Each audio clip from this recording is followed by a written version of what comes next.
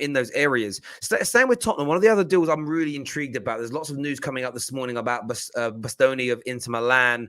Talks of a 50-odd million pound bid, some reservations from Bastoni leaving Inter for Tottenham or leaving in general. What's your understanding of their pursuit of that very talented young defender?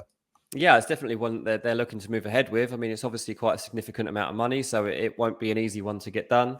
But I think for any Italian player like looking to come into the Premier League right now with Tottenham, you would be looking at the impact that Romero and Kulusevski were able to make, on that team in the Premier League so quickly under Conte. It's a big selling point they're going to have to use. Tottenham obviously have been after various defenders since Conte came into the club. He's made it absolutely clear that he needs more solidity there at the back and a certain style of defending too. Bastoni is the guy that we believe is front of the queue right now for them to get.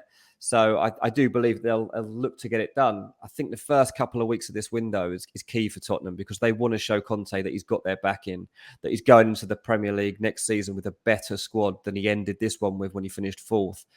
And who knows how well this can go under Conte. Like, there's, those fears of him leaving, they're gone for now.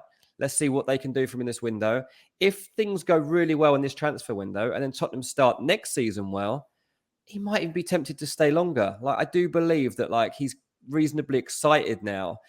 If Conte ever does get excited about a project, then beyond 2 years, then this might be it.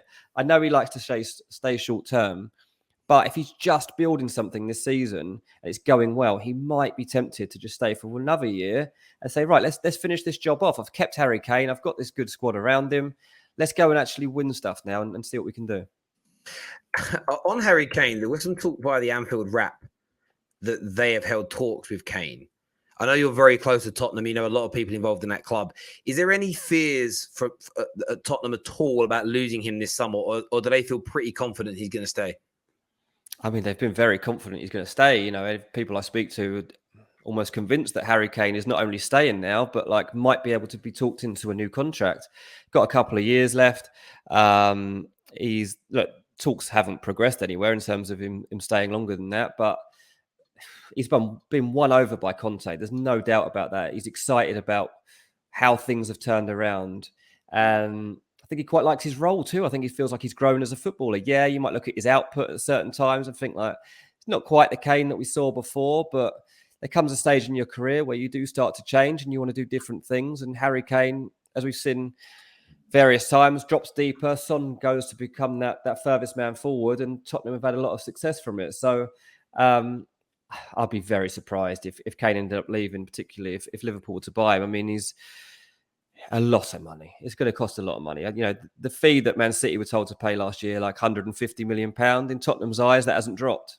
They still see him as that man. They still see him as good a footballer, if not a better footballer now than he was then. I think for a lot of people that's completely understandable. As you say, he's that guy. I just kind of look at the situation. I know we're going to move on to Liverpool a bit later, but with certain players looking like they're going to leave, with Haaland arriving, I almost feel they need someone of that level if they've got any chance of winning the league next year, because Haaland is more than likely to if he's fit for the whole season, he's breaking records. That guy scores goals for fun. City create chances, and I just think there needs to be a response. But I know we're going to touch on Liverpool a little bit later in the stream. Yeah, we'll get onto that for sure. We'll definitely do that. And viewers, look, we're still going to be talking Manchester United, their pursuit of Darwin Núñez, De Jong, and everything going on there. We're going to touch upon Liverpool, as mentioned. Also, any questions that you have, get them in the live chat now. Get your super chats in. Member chats we'll look at as well. If you've got any questions, not just comments, but questions for Dean, you've got to fire them in.